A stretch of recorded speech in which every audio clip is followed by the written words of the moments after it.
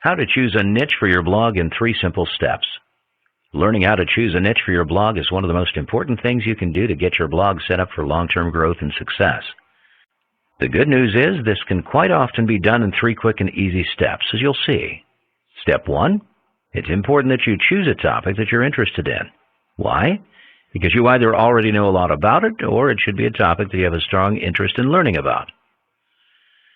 The reason for this is because to be successful blogging, you'll need to spend a lot of time immersed in your topic. This could involve doing keyword research and writing articles for your niche, or it could be doing link building by making forum or blog posts with helpful comments to drive traffic back to your blog. This is why it's very important to learn how to choose a niche for your blog before you make the mistake of choosing a niche solely for the purpose of making money.